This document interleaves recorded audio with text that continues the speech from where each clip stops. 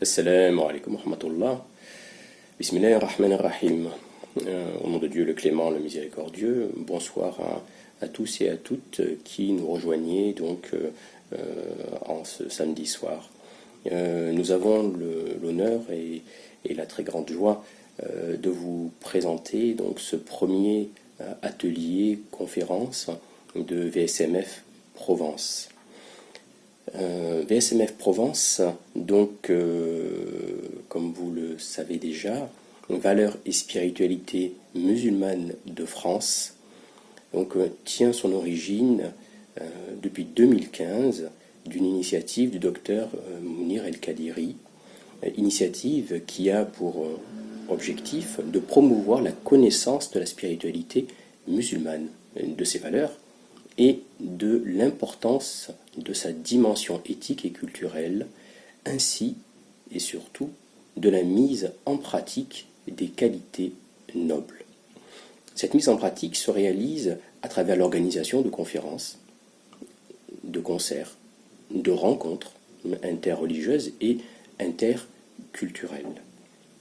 Depuis 2015, notre association a essaimé dans plusieurs grandes villes de France, tout d'abord Paris, puis Bordeaux, Lyon, Strasbourg et Marseille. Elle a ensuite aussi essaimé partout en Europe, donc notamment en Belgique, à Bruxelles, notamment donc en Espagne, à Madrid et Barcelone, et notamment donc aussi en Angleterre, à Londres. En France, et plus particulièrement à Marseille, nous avons déjà réalisé plusieurs ateliers autour donc des valeurs du soufisme, mais aussi autour de thèmes, nous dirons, d'actualité, et notamment autour de la nutrition et de la médecine. Ce soir, donc, nous aurons l'honneur de recevoir le docteur Sarouti Lengo, médecin généraliste et nutritionniste, qui abordera la santé et l'islam au temps du Covid-19.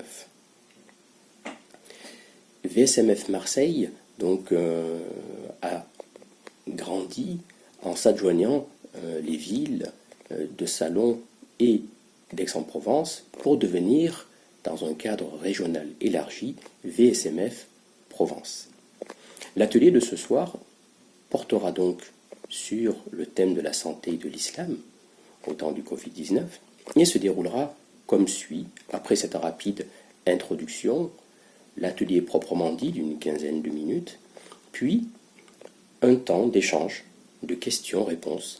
Et nous vous prions tout de suite de ne pas hésiter à poser toutes les questions qui vous viendraient à l'esprit, à travers le chat, bien sûr, étant donné le moyen qui est désormais utilisé donc, pour réaliser nos conférences. Nous vous prions aussi, tout de suite, de nous excuser si nous n'avons pas la possibilité de répondre à toutes les questions immédiatement. Soyez assurés que dans tous les cas, une réponse sera fournie, notamment à travers le mail de l'association, qui est le suivant, contact.vsmf.provence@gmail.com. Je le redonne une deuxième fois, contact.vsmf.provence@gmail.com. Après le temps de questions-réponses, qui sera sûrement intense et fructueux, nous aurons le plaisir d'entendre du sama, c'est-à-dire une audition spirituelle. Pour finir, nous aurons une liste d'ouvrages, une petite bibliographie, donc des ouvrages qui ont été utilisés par le docteur Sarouti pour réaliser donc son intervention. Pour tous ceux parmi vous donc, qui désireraient donc, aller encore plus loin et approfondir le thème. Je vous prie de bien profiter de cet atelier, de bien partager avec nous et j'espère vous revoir très bientôt. Salam. Salam alaikum. Bonsoir à toutes et à tous. Et merci de nous rejoindre pour ce premier atelier de VCMF Provence. Donc en toute logique, on a choisi d'aborder le thème de la santé en cette période où elle peut être fragilisée, voire menacée par ce fameux virus. Et donc l'idée ici, c'était de discuter de comment on pouvait se prémunir au mieux à la lumière du Coran et de la Sunna du prophète de l'Islam, paix et bénédiction sur lui, et aussi d'évoquer avec vous mes habitudes de prescription et de partager mon expérience en tant que médecin généraliste. Donc dans la première partie, on va parler de comment protéger, stimuler notre immunité et se prémunir de tout type de pathologies hivernales. Le prophète, paix et bénédiction sur lui, a dit « Il n'y a pas une maladie que Dieu a créée pour laquelle il n'a pas aussi créé son remède. » C'est un hadith rapporté par Bukhari Muslim. Dans un autre hadith, il est dit également « Ô serviteurs de Dieu, soignez-vous, car Dieu, puissant et majestueux, n'a pas laissé de maladie sans lui assigner un remède, à l'exception d'une seule maladie. » Laquelle, lui demanda-t-on. Et il répondit « La décrépitude ». C'est un hadith rapporté par l'imam Ahmed.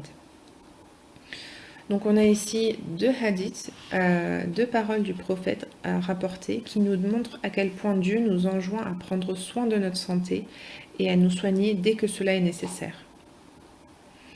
Je vais donc essayer d'apporter quelques éléments de réponse à la question de comment nous prévenir des pathologies virales, bactériennes, hivernales en général, et d'aborder les conséquences qu'a la Covid-19 sur notre santé de manière plus globale. Alors, les trois premiers éléments, ils sont assez banaux, mais il est fondamental de revenir dessus, car ce sont vraiment les trois piliers de notre santé. Donc tout d'abord, l'alimentation. Dans le Coran, dans la deuxième sourate, verset 168, il est dit « Ô homme, mangez de ce qui est licite et sain sur la terre ».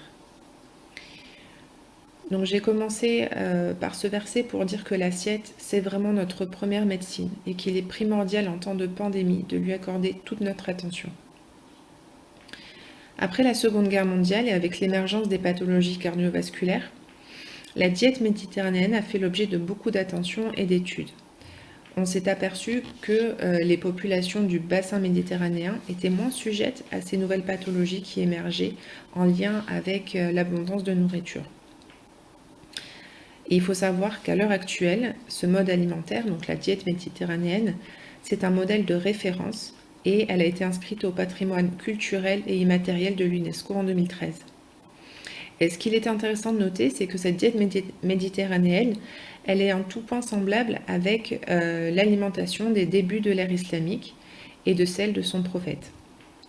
En effet, si on détaille cette alimentation, on se rend compte qu'elle comporte de bonnes sources d'antioxydants, donc les fruits et légumes, de bonnes sources d'acides gras, essentiellement l'huile d'olive, mais aussi les produits laitiers, essentiellement ceux issus de la chèvre et de la brebis, et sous leur forme fermentée.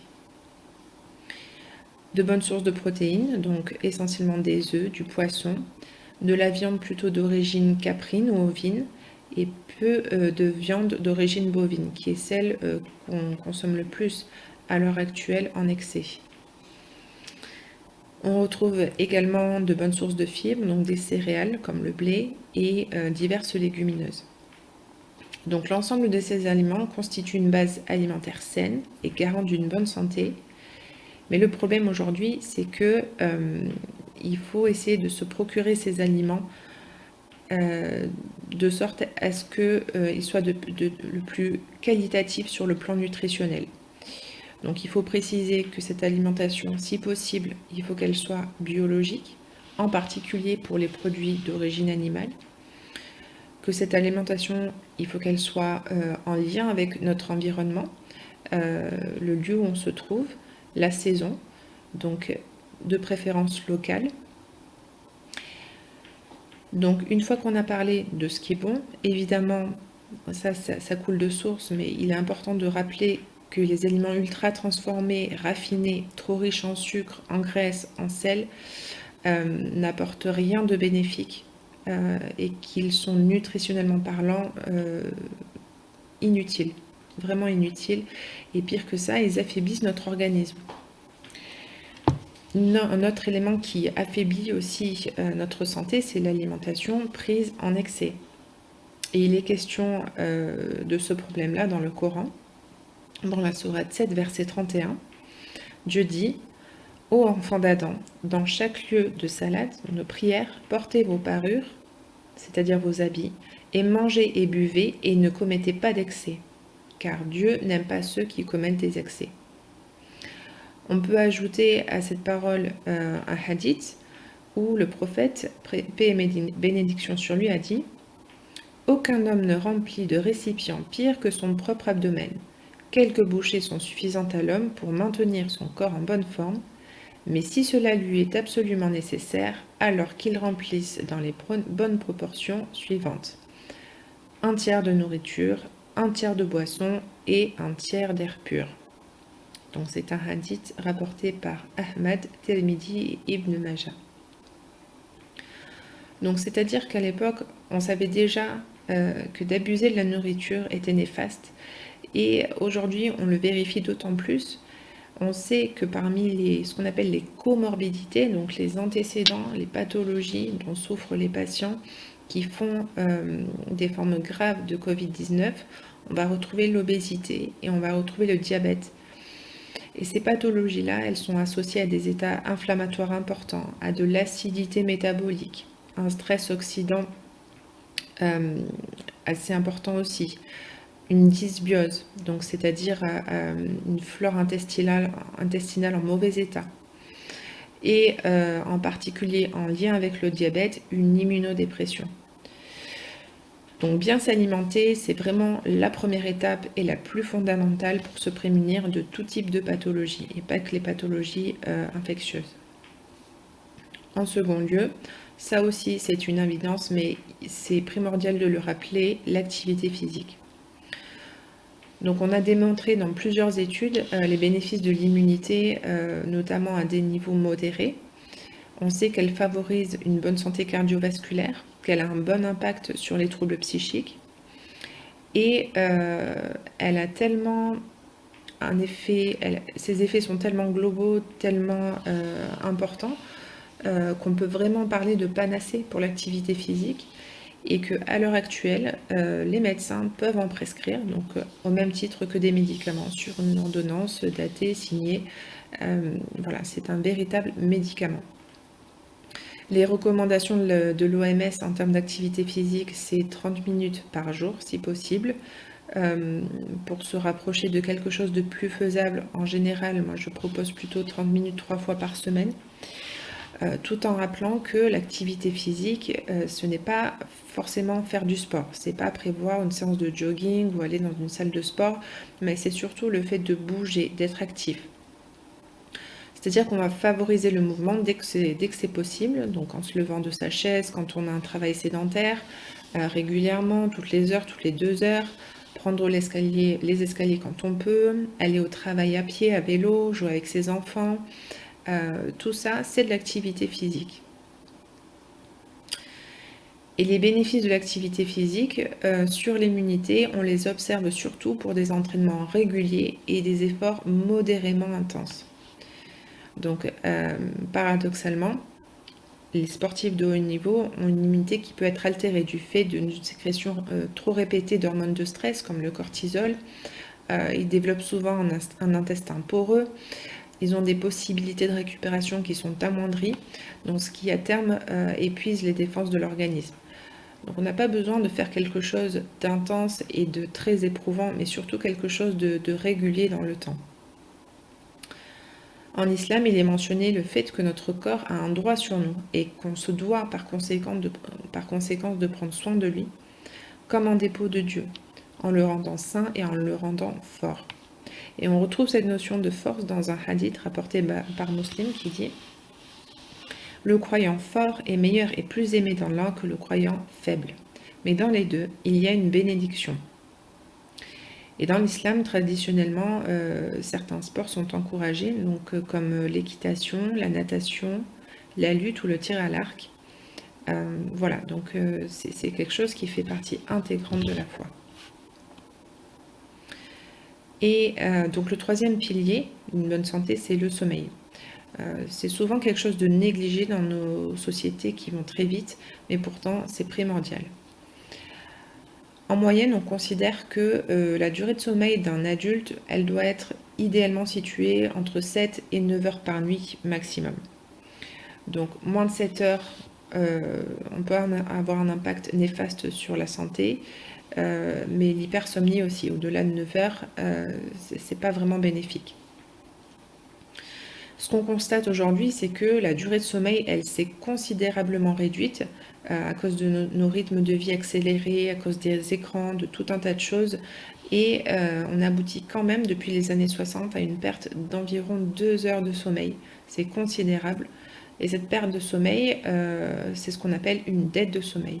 Et cette dette de sommeil, elle a beaucoup de répercussions sur notre santé, donc avec évidemment la fatigue, mais aussi une vulnérabilité au stress qui s'accroît, sachant qu'on est dans des rythmes de vie déjà très stressants au quotidien. Et ce stress va accroître une perception altérée de notre environnement, une diminution de notre capacité à interpréter, à nuancer ce qui se passe autour de nous. Ça peut affecter notre psychisme, favoriser l'anxiété, des troubles de l'humeur. Cette dette de sommeil, elle va faire aussi le lit des pathologies cardiovasculaires, de l'obésité. Effectivement, quand on a une carence de sommeil, c'est vécu par notre organisme comme une carence énergétique. Et donc, l'organisme va chercher à combler cette carence en augmentant l'apport calorique. Concernant les pathologies vasculaires, par exemple, on sait très bien que les travailleurs de nuit ont un risque cardiovasculaire augmenté. Donc c'est le risque de faire des infarctus du myocarde, des accidents vasculaires cérébraux essentiellement. Donc il est vraiment important de soigner son sommeil en évitant les excitants, en évitant les écrans en fin de journée, en essayant d'éliminer toute source de stress, d'agitation. Et on peut conseiller un repas plutôt glucidique et de rafraîchir le corps en fin de journée pour accompagner la baisse de température physiologique. C'est un véritable signal biologique d'entrer dans la nuit. On perd environ 1 degré vers 22 heures. Donc il faut accompagner ce rafraîchissement et essayer d'apporter des glucides qui vont favoriser la sécrétion de sérotonine et de mélatonine qui est l'hormone de l'endormissement. Donc avec cette épidémie, ce que je constate moi dans mon cabinet, c'est qu'il y a une augmentation vraiment très importante des troubles du sommeil avec des troubles de l'endormissement, des réveils nocturnes, des réveils précoces. Les patients n'arrivent pas à se rendormir après. Et donc on a vraiment une demande très importante concernant ce motif de consultation. Évidemment, il faut éviter à tout prix l'usage d'hypnotiques, c'est-à-dire de somnifères qui perturbent la cognition, qui génèrent de l'accoutumance. Donc moi, ce que j'essaye de faire en priorité, c'est de miser sur des prescriptions de mélatonine. Donc comme j'ai dit, la mélatonine, c'est l'hormone du sommeil. Elle est sécrétée naturellement par notre organisme, donc il n'y a pas de risque d'addiction. Il n'y a pas d'effet non plus secondaire à redouter. Et je la prescris à une dose de 2 mg. On peut aller beaucoup plus loin, on peut faire 4-6 mg selon les besoins du patient. Mais voilà, en général, il faut quand même bien commencer par 2 mg. Et donc à ce dosage-là, il s'agit d'une prescription médicale. Donc si vous êtes concerné par cette problématique, je vous invite à en discuter avec votre médecin. La mélatonine, c'est très intéressant de l'associer à des plantes sédatives, donc comme l'escoldia, la valériane, parmi les plus connues. Donc ces plantes, elles vont favoriser l'endormissement et elles vont améliorer la qualité du sommeil profond, surtout l'escoldia, avec souvent ce que les gens rapportent, c'est une sensation de repos retrouvé au moment du réveil. Voilà donc pour les trois piliers santé. Et maintenant, je vais essayer de parler un peu plus précisément de de ce que peut apporter la phytothérapie, la micronutrition dans la prévention santé. Donc en premier lieu, je voulais parler du miel et de tous les produits qui s'y rattachent. Le miel est un produit très important dans l'islam et à son sujet, le prophète, paix et bénédiction sur lui, dit: il y a 2 guérisons qui sont mentionnées dans le Coran et le miel. Le Coran est une guérison de ce qu'il y a dans les poitrines et le miel est une guérison contre toutes les maladies. Il existe aussi une sourate qui s'appelle la sourate des abeilles et dans le verset 69, en parlant d'elle, on dit: il sort de leur ventre une liqueur aux couleurs variées dans laquelle il y a une guérison pour les gens. Donc en premier lieu, je voulais aborder la gelée royale. La gelée royale, elle est fabriquée par les abeilles pour nourrir la reine de la ruche, parce que c'est un produit qui est extrêmement puissant de par sa composition, qui est très riche en vitamines, en oligo-éléments, en acides aminés, en acides gras essentiels. Et cette composition particulière va permettre à la reine de la ruche de vivre 45 fois plus longtemps que les abeilles ouvrières. Pourquoi? Parce qu'en fait, cette gelée royale, elle a un effet anabolisant, c'est-à-dire qu'elle stimule la croissance cellulaire et tissulaire. Et de ce fait, donc, elle ralentit considérablement le vieillissement de la cellule. Elle a également des propriétés détoxifiantes qui sont très intéressantes. Et donc, c'est un parfait allié de l'immunité pour les changements de saison et aussi en période d'allergie. Attention chez les personnes qui sont atteintes de cancer ou qui ont eu un antécédent de cancer, puisque cet effet trophique peut stimuler la prolifération tumorale. Donc, il faut bien en parler à votre médecin si vous souhaitez utiliser ce produit. La dose, elle varie à peu près de 400 à 60 mg par jour, bien que certains peuvent l'utiliser jusqu'à 1 g.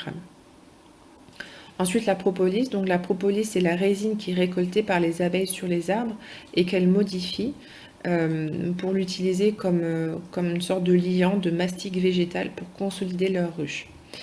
Cette propolis, elle a des vertus anti-infectieuses naturelles qui permettent de garder les ruches saines en évitant la prolifération des germes. Et cette propolis, elle va agir sur tout type de pathogènes, les bactéries, les virus, les champignons. Et son atout, c'est que, contrairement à un antibiotique de synthèse, elle va détruire de manière sélective les bactéries pathogènes, sans altérer ce qu'on appelle la flore commensale, c'est-à-dire l'ensemble des micro-organismes qui constituent normalement notre flore. Donc elle favorise aussi l'immunité en favorisant la production d'anticorps et elle est riche en polyphénols qui ont des vertus antioxydantes. Donc il est intéressant de l'utiliser en tout début d'infection pour limiter l'intensité et la durée des symptômes. Je voulais aussi parler du miel de Manuka qui a le vent en poupe, mais pour de bonnes raisons.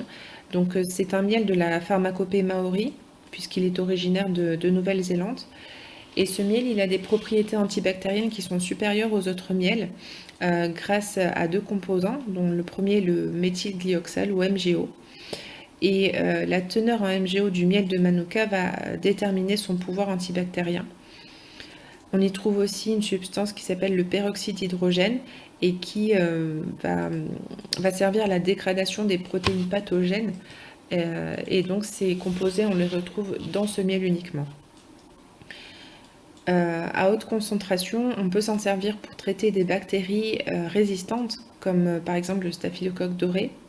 Donc à l'heure où on a un développement très important des résistances bactériennes en raison de l'usage des antibiotiques, ou plutôt du mésusage des antibiotiques, il faut considérer absolument de manière très sérieuse ces pistes naturelles. D'ailleurs, c'est déjà fait en médecine conventionnelle puisque à l'heure actuelle, on a des services qui utilisent l'apithérapie via des miels stérilisés pour traiter des plaies, des escarres. Voilà, donc il y a de bonnes perspectives pour le miel et ses produits. Très important, je voulais aussi parler des probiotiques. Donc, on a déjà parlé de flore intestinale. Les probiotiques, ce sont des micro-organismes, des bactéries souvent, des bifidobactéries ou lactobacilles, aussi des levures parfois, qu'on va les ingérer donc via l'alimentation ou via des compléments alimentaires pour renforcer notre microbiote. Le microbiote, donc c'est la flore commensale, c'est-à-dire c'est l'ensemble des bonnes bactéries qui composent notre flore intestinale et qui, lorsqu'elle est saine, est garante d'une bonne immunité. Donc, comme je l'ai dit, les probiotiques, on les retrouve dans les aliments fermentés, les yaourts, les fromages, les laits fermentés. Je disais tout à l'heure que dans la diète méditerranéenne et dans l'alimentation des premiers temps de l'islam, on consommait le lait sous sa forme fermentée, principalement. On peut évoquer aussi les légumes marinés. Donc en France, le plus connu, c'est la choucroute, mais on peut faire fermenter tout type de légumes. Dans la cuisine asiatique, on retrouve énormément d'aliments fermentés via la soupe miso, le tofu, la sauce soja. Voilà, et donc je disais aussi qu'on pouvait consommer des probiotiques sous forme de compléments alimentaires. Ça permet de maintenir une bonne composition en germes et d'éviter la prolifération de germes pathogènes qui peuvent être la source de pathologies diverses. Donc ces probiotiques, ils augmentent la production d'anticorps, ils favorisent la sécrétion d'un mucus protecteur au sein de nos muqueuses intestinales et ils vont limiter l'adhérence des bactéries pathogènes à ces muqueuses. Donc on les recommande particulièrement chez les gens qui souffrent de pathologies auto-immunes et inflammatoires du tube digestif, les maladies de Crohn, les rectocolites hémorragiques, les personnes qui souffrent d'allergies et tout simplement pour booster son immunité en période hivernale. Dans la catégorie des oligo-éléments, donc il y en a un qu'il faut absolument citer et je pense que la plupart d'entre vous en ont entendu parler, c'est le zinc. Donc le zinc, c'est un oligo-élément fondamental dans le maintien d'une bonne immunité. Et il faut l'apporter de manière constante à son organisme parce que, un peu à la manière du magnésium, il n'est pas stocké et s'élimine assez rapidement. Donc on a prouvé que les carences d'apport en magnésium provoquent une activation des systèmes impliqués dans l'inflammation. Donc si on tombe malade et qu'on est carencé en zinc, on risque d'avoir des symptômes inflammatoires beaucoup plus marqués. Et dans la Covid-19, on a observé que les sujets carencés en zinc, qui ont sursollicité leurs réserves, ont pu avoir une cascade inflammatoire beaucoup plus marquée. Donc ce n'est pas le seul et unique facteur déclenchant, mais en tout cas, il est certain que ça y participe. Ce qu'il est intéressant aussi de noter, c'est que dans les symptômes caractéristiques de la carence en zinc, on retrouve l'agueusie, c'est-à-dire la perte de goût. Or, ce symptôme, on sait qu'on le retrouve aussi dans la Covid-19. Donc là aussi, comme pour l'inflammation, on ne peut pas attribuer à la carence en zinc l'agueusie du Covid-19, mais en tout cas, il est fort à parier que c'est en lien. Donc le zinc, on en retrouve naturellement dans la viande, dans l'avoine, les noix et les huîtres. Il est important de savoir qu'il y a de nombreux traitements qui altèrent l'absorption du zinc, donc des antihypertenseurs, des diurétiques, des bêta-bloquants, beaucoup de traitements à visée cardiovasculaire. Donc a fortiori, il faut se supplémenter pour tous les patients, toutes les personnes qui sont amenées à prendre ces traitements-là. On recommande en général une dose de 10 mg par jour et il est fortement recommandé pour les personnes véganes, végétariennes d'augmenter leurs apports. Concernant les vitamines, donc je vais citer les deux plus connues. La plus évidente, c'est la vitamine C, qui est un puissant antioxydant, un cofacteur enzymatique, c'est-à-dire qui permet à de nombreuses réactions moléculaires dans l'organisme de se produire. On la trouve dans l'alimentation, mais on peut aussi la conseiller en supplémentation via la cérola notamment. Je déconseille vraiment les formes de synthèse qui sont moins efficaces, qui sont éliminées à moitié. Et donc, ce que je propose habituellement, c'est de la cérola biologique à la dose de 120 mg par jour. Il est absolument inutile de prendre des 1000 mg de vitamine C par jour, étant donné que le seuil d'absorption maximale de la vitamine C par le corps, c'est 120 mg. Voilà. Ceci dit, de bons apports en agrumes de manière quotidienne pendant la période hivernale doivent normalement suffire. Donc voilà, ça peut servir en période d'infection. Il n'est pas non plus nécessaire de se supplémenter en permanence en vitamine C, puisque trop d'antioxydation dans le corps peut fatiguer. Donc c'est comme pour la supplémentation en fer, il ne faut pas en abuser et l'utiliser vraiment que quand c'est nécessaire. On peut citer aussi l'extrait de pépins de pamplemousse, qui est un bioflavonoïde et un antioxydant puissant aussi. Donc il est très riche en vitamine C et il a une action antibiotique. Et tout comme la propolis, ce qui est intéressant, c'est que cette action, elle va se faire sans altérer la flore intestinale normale et s'attaquer simplement aux germes pathogènes. Donc pour l'extrait de pépins de pamplemousse, c'est 20 à 30 gouttes 3 fois par jour. Et attention avec ce traitement, il peut inhiber l'action d'autres traitements, notamment les traitements à visée cardiovasculaire que j'ai cités plus haut. Donc si on envisage de se supplémenter avec ce produit-là, il faut en parler avant avec son médecin si on doit suivre un traitement au long cours. Une autre vitamine essentielle, c'est la vitamine D, on en parle beaucoup. Donc on connaît son rôle classique sur le métabolisme osseux, mais il faut savoir qu'elle a une fonction capitale dans l'immunité. Donc cette vitamine, il faut savoir que sa synthèse, elle s'effectue grâce au rayonnement ultraviolet et qu'en hiver, en raison de la baisse de la luminosité et du fait qu'on soit beaucoup plus en intérieur, les carences sont favorisées. Un autre facteur de carence, c'est que cette vitamine D, on la trouve dans le fameux foie de morue, dans les petits poissons gras, sardines, maquereaux, et ça, ce sont des aliments qui sont peu consommés. Donc pour toutes ces raisons, il est vraiment recommandé de se supplémenter en vitamine D et de s'assurer, grâce au dosage biologique, qu'on est dans des taux optimaux. La vitamine D, on a particulièrement démontré ses effets sur les infections aiguës des voies respiratoires. Et on a remarqué que les malades de la Covid-19 ont généralement des taux vraiment bas de vitamine D. Or, elle a une activité à la fois donc, préservatrice de l'immunité et aussi anti-inflammatoire. Pour sa prescription, en général, ce que moi je fais, c'est environ 2000-3000 unités par jour de vitamine D sous forme de gouttes. Donc, si on prend les produits le plus connus, le Zimadé, c'est 10 gouttes par jour. Et je recommande vraiment la prise de gouttes quotidiennement plutôt que les ampoules qui sont richement dosées, qui sont pas bien assimilées en fait. Donc, il vaut mieux prendre des petites doses tous les jours que des doses importantes qui seront certainement peu efficaces.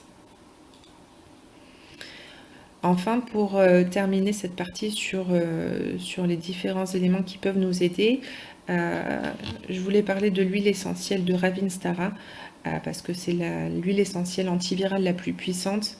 Elle a aussi des propriétés antibactériennes, donc elle peut prévenir dans les cas d'une infection virale la surinfection bactérienne. Elle a des propriétés immunostimulantes et elle a aussi des fonctions expectorantes. Donc elle est vraiment à privilégier dans le cas d'infection respiratoire, d'infection ORL. On peut l'utiliser par voie orale mais aussi par voie cutanée à raison de 3 gouttes 4 fois par jour, en bas du dos, sur le thorax, sur les poignets. Et il y a une huile végétale qu'il est particulièrement recommandé d'associer à l'huile essentielle de Ravinstara, c'est l'huile de nigel. L'huile de nigel, elle est connue dans la médecine prophétique, puisqu'il existe un hadith très connu qui dit « Soignez-vous en utilisant la graine de nigel, car c'est un remède contre tous les maux, à l'exception de la mort. » Donc c'est un hadith rapporté par Bukhari et Muslim. Donc si on s'intéresse à l'huile de nigel, on s'aperçoit qu'elle a évidemment des propriétés immunostimulantes, des propriétés antiseptiques, anti-inflammatoires, anti-allergènes. Et là aussi, elle est particulièrement pertinente dans les infections respiratoires puisqu'elle a une action bronchodilatatrice.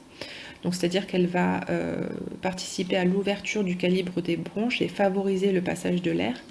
Et donc, c'est particulièrement intéressant chez les gens qui ont des troubles respiratoires dits obstructifs. Donc, chez les patients asthmatiques, chez les patients qui souffrent de bronchite chronique, souvent en lien avec le tabagisme.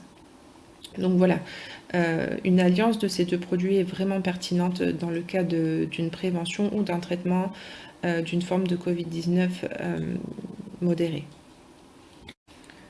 Maintenant, je voudrais aborder une autre dimension de la santé.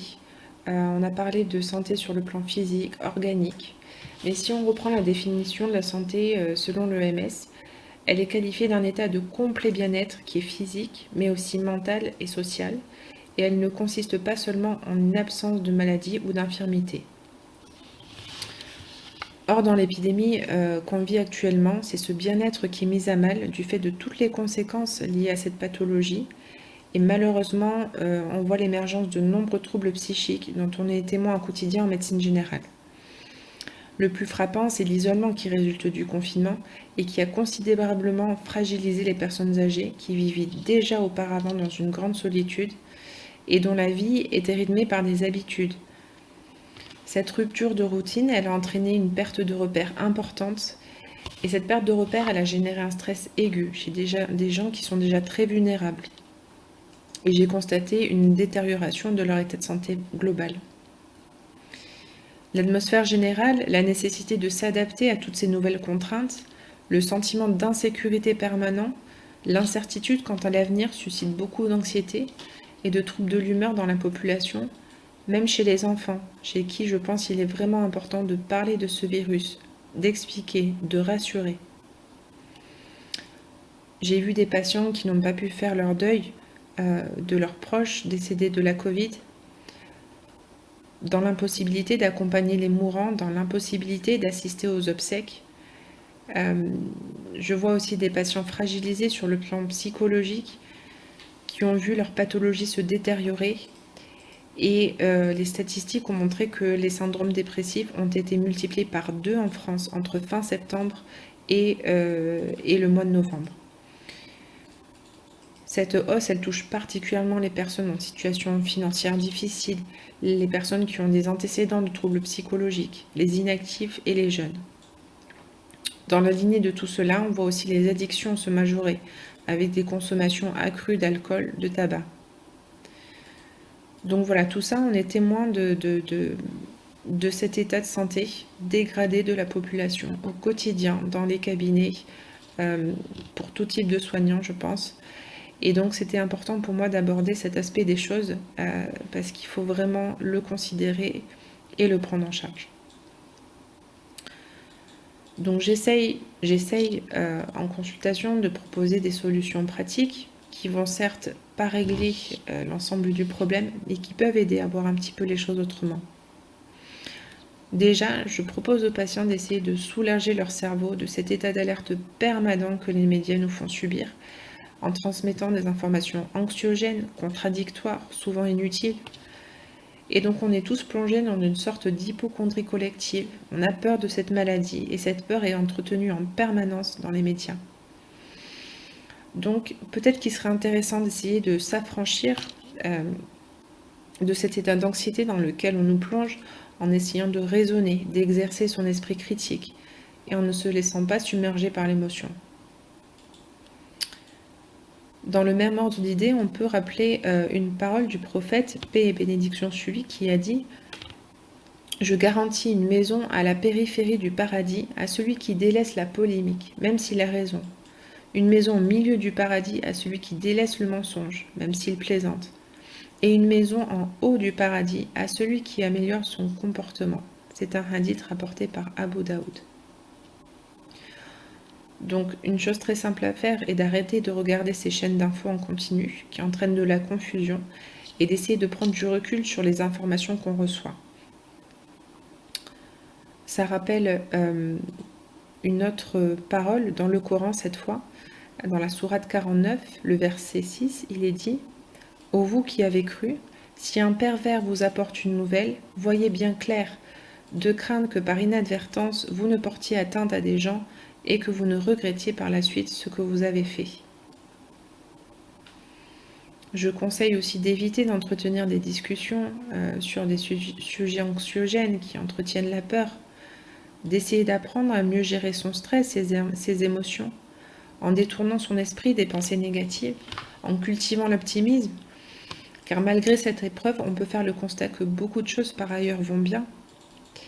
On peut mettre en place des techniques de respiration, faire de la cohérence cardiaque pour limiter son niveau de stress. On peut tout simplement essayer d'organiser, de rythmer ses journées en période de confinement pour éviter l'errance, pour éviter l'oisiveté.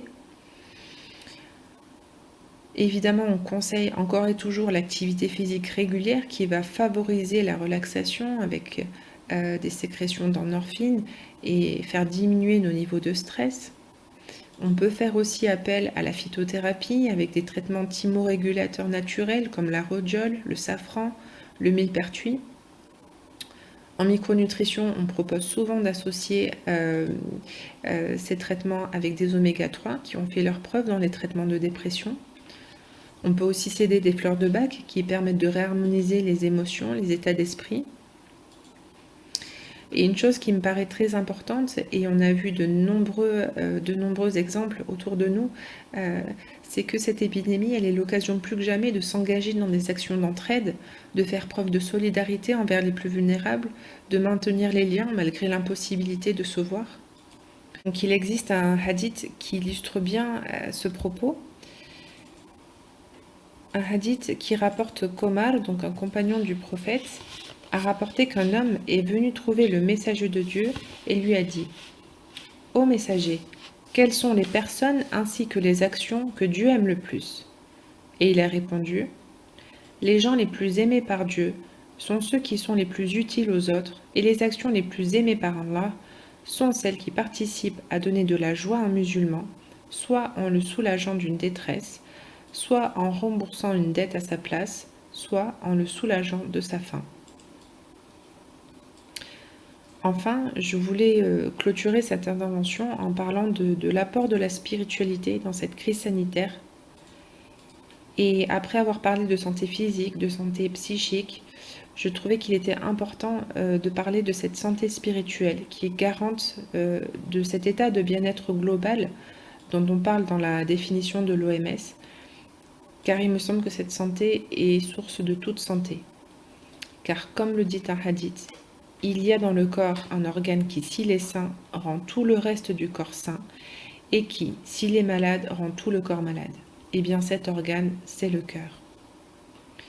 Cette crise mondiale remet en question nos modes de vie modernes, tant sur le plan écologique qu'économique, mais aussi sur le plan moral.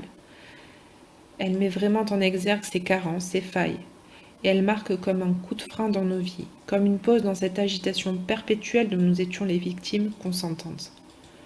Elle nous met face à nous-mêmes, nous renvoie à notre finitude et invite peut-être au changement de nos perceptions, de nos modes de vie et parfois même de notre existence tout entière. Les soufis cultivent une vie intérieure riche et intense par l'invocation de Dieu, par la lecture du Coran et le bon comportement, ce qui engendre sérénité et certitude dans le cœur. Or, n'est-ce pas de sécurité et d'apaisement dont nous avons tous besoin plus que jamais? C'est donc peut-être en notre fort intérieur que nous pouvons trouver la réassurance, la consolation et la guérison de tous les maux. Il est en effet dit dans un verset coranique « Ceux qui ont cru et dont les cœurs se tranquillisent à l'évocation de Dieu. Certes, c'est par son évocation que les cœurs se tranquillisent. » C'est la sourate Le Tonnerre, le verset 28. Je vous remercie de tout cœur pour m'avoir écouté et je laisse maintenant la place à vos questions. Merci pour tout.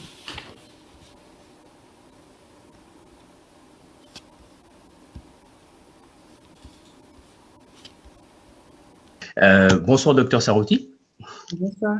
Alors, je pense que je peux vous remercier donc chaleureusement au nom de tous les on va dire les followers qui nous ont suivis, car c'était vraiment une conférence très très riche et très intéressante. Alors, je pense que on peut poser quelques questions. Alors la première et la plus simple, semble-t-il, c'est est-ce qu'il y a déjà eu d'autres épidémies en France, donc ou ailleurs dans le monde, qui auraient eu la même ampleur que celle que nous vivons? Alors oui, bien sûr, il y a eu d'autres épidémies de grande ampleur qui ont jalonné l'histoire de l'humanité. Donc, on pense évidemment à la peste, hein, qui a décimé quand même une grande partie de la population en Europe au Moyen Âge, qui est revenue à plusieurs reprises. On pense à la variole qui a été éradiquée. Plus récemment, la grippe espagnole au début du XXe siècle, donc qui a aussi été une grande épidémie. Et plus près de nous, on a aussi une pandémie qui date d'il y a moins de 30 ans, c'est le VIH. Donc, ce n'est pas la première fois que l'humanité se retrouve confrontée à ce genre de problématiques de grande envergure, effectivement, même si ça nous paraît tout nouveau. D'accord. Alors, donc, la seconde question qui nous vient à l'esprit, c'est donc, est-ce que les manières de traiter ces épidémies ont évolué? Alors oui, on est extrêmement chanceux. On est au XXIe siècle avec beaucoup de connaissances, beaucoup de savoir. Ce virus, peut-être qu'on ne se rend pas compte, mais on l'a très vite identifié. On sait à quelle famille il appartient, au coronavirus. Il a été séquencé, on connaît son génome.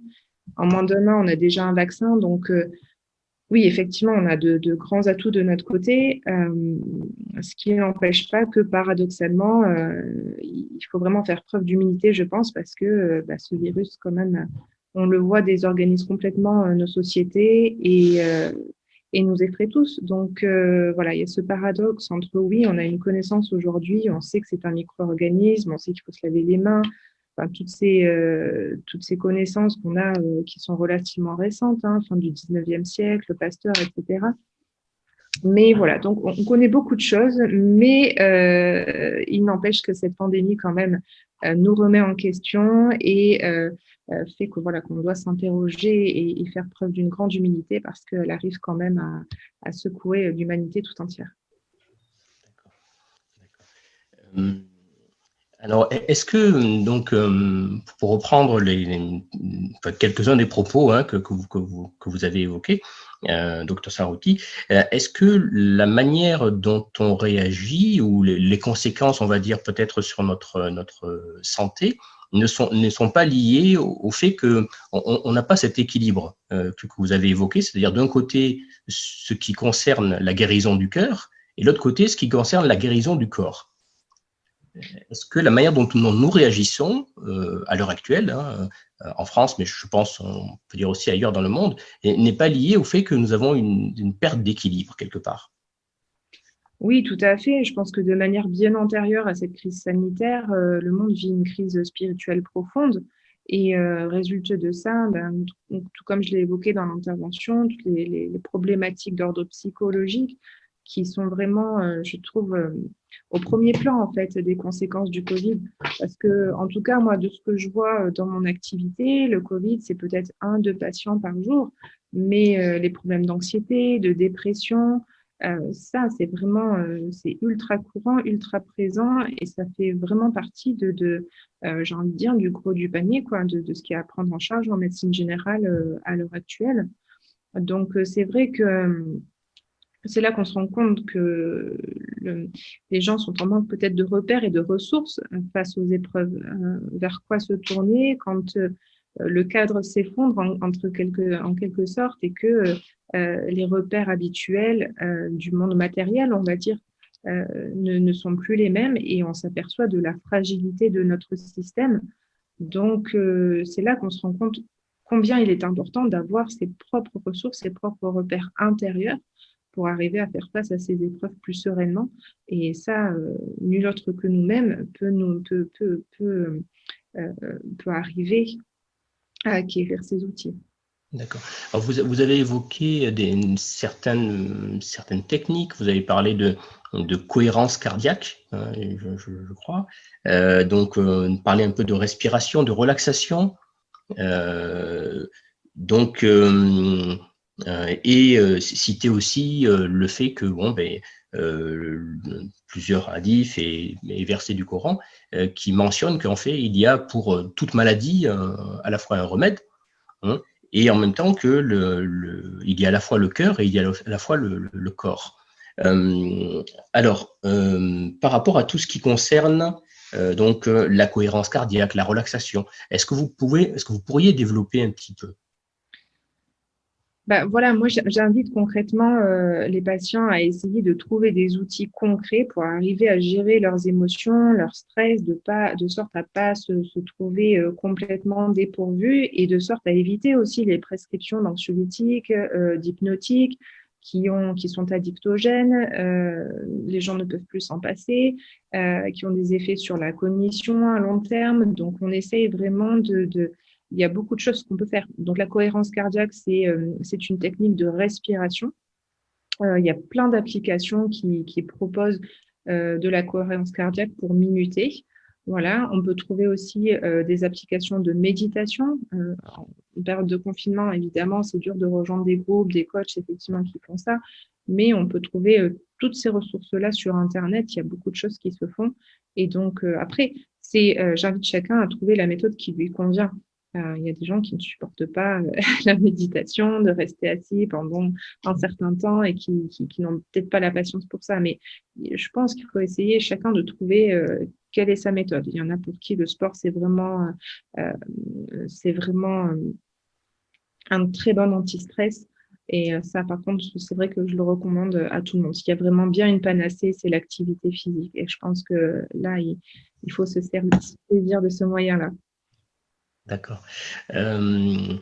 Alors, une autre question qui était posée par un des followers sur Facebook, qui concernait en fait quels sont les meilleurs antiseptiques, donc pour se laver les mains et à quelle fréquence. Voilà, une question Oui, très concrète. voilà, c'est ça. Mais c'est bien d'avoir des questions concrètes aussi. Donc, je vois que la réponse a été donnée, c'est le savon, absolument. En fait, le savon détériore ce qu'on appelle la membrane des virus grâce au micelle, en fait, à l'émulsion. Et donc, en dégradant la membrane du virus, eh bien, on le tue. Donc, il n'y a rien de plus efficace que ça. Il n'y a pas besoin de grand-chose. Les gels antiseptiques, c'est en second lieu qu'on doit les utiliser. C'est vraiment quand on n'a pas de point d'eau, de savon à disposition. C'est la solution, on va dire, pratique et facile.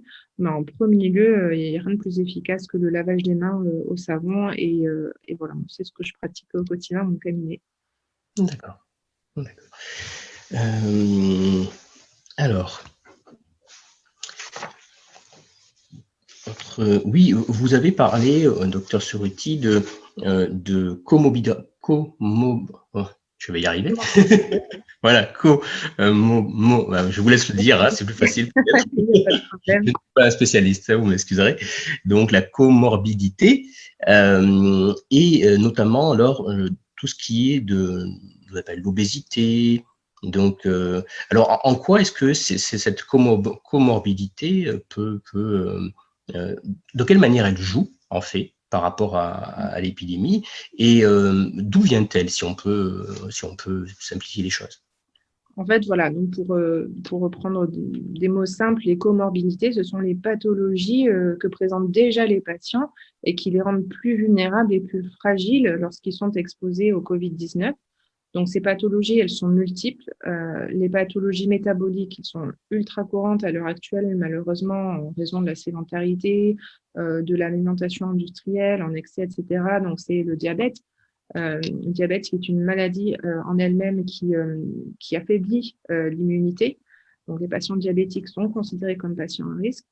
Les patients obèses également, puisque l'état d'obésité s'associe à un état inflammatoire important qui peut favoriser aussi une forme sévère avec toutes les conséquences, parce que l'obésité a de multiples, on va dire, c'est pas des sous-maladies, mais de complications en fait associées à cet état, et notamment cardiovasculaires. Donc, ça rend ces patients fragiles.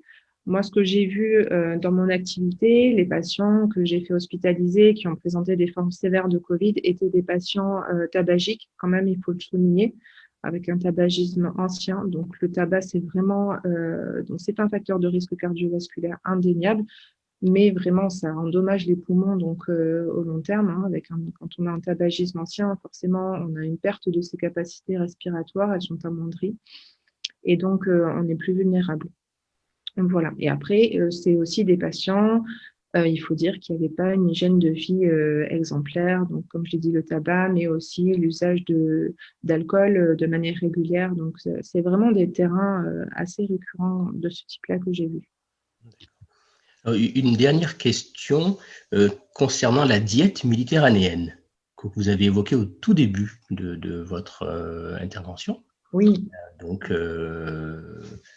si vous pouviez en redire quelques mots, je crois que vous avez dit que ça a été reconnu comme patrimoine par l'UNESCO, donc patrimoine mondial.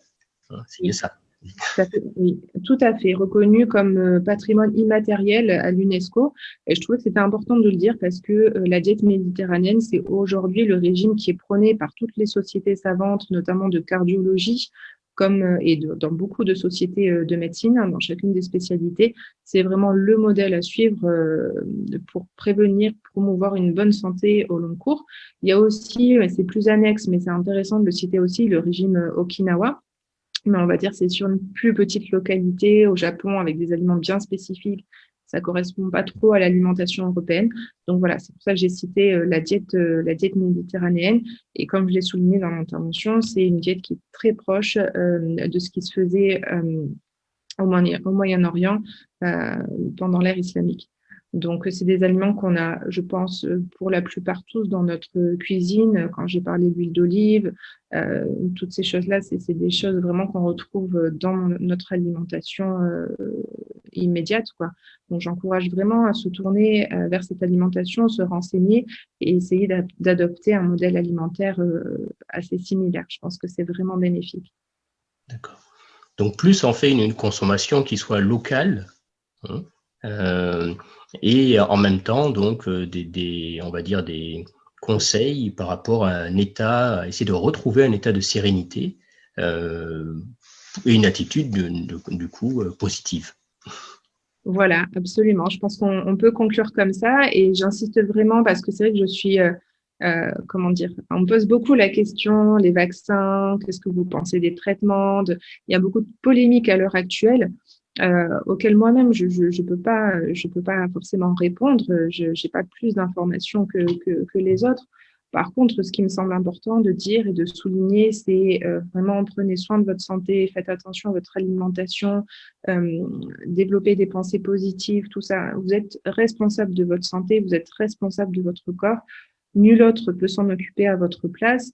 Les médicaments, les vaccins, c'est bien, mais avant tout ça, il y a ce qu'on fait pour notre propre santé et ça, voilà, ça me semble fondamental et primordial. D'accord. Merci beaucoup, docteur Sorouti. Et puis, donc au plaisir, bien sûr, de vous avoir une autre fois pour un autre atelier ou une conférence qui sera donc peut-être plus développée. Nous remercions aussi donc tous les followers qui nous ont suivis. Alors maintenant, nous avon un petit, ce que nous appelons du sama, c'est-à-dire donc de l'audition spirituelle, qui sera ensuite suivie d'une petite bibliographie, alors qui n'est pas exhaustive, hein, car il y a énormément d'ouvrages que nous pourrions citer, mais là nous avons préféré mettre les ouvrages essentiels. Pour toutes les questions qui auraient pu être posées auxquelles nous n'avons pas pu répondre du fait du temps limité, donc nous nous en excusons bien sûr. Nous nous excusons aussi si nous avons fait des approximations, voilà, surtout pour moi. Et puis donc à très bientôt et bonne suite de Sama. Merci beaucoup. Bonne soirée à tout le monde. Au revoir.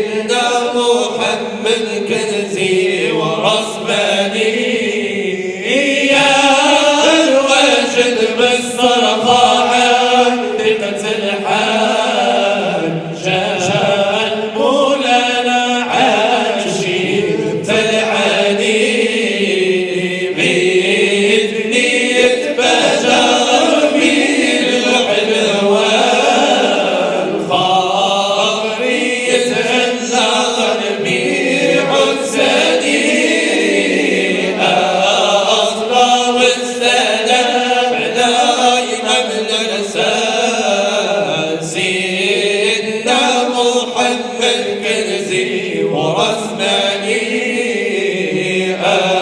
أصلا والسلام على إمام الأرسال سيدنا محمد كنزي ورسماني دين يركب من بار فلوس الحياة وعاد منزل ديوان وبالك ضرماني بابني جامع عندك ما يتسد بقفال زاينك مفتوحة الزاحم عالي أصلا والسلام دائما بالأرسال سيدنا محمد كنزي ورسماني أصلا والسلام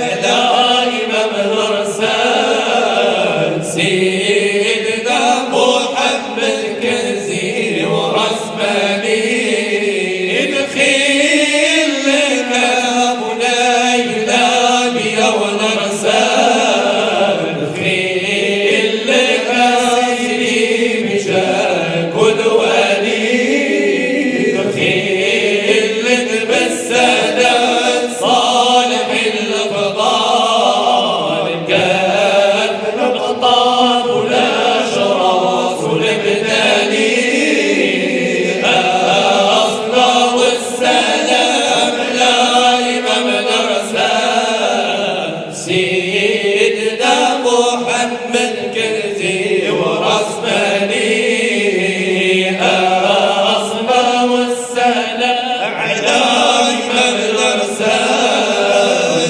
سيدنا محمد كنزي ورسماني يا مناوي السقام داوي سقامي الله الله إن سقمي قد حار فيه الطبيب الله الله الله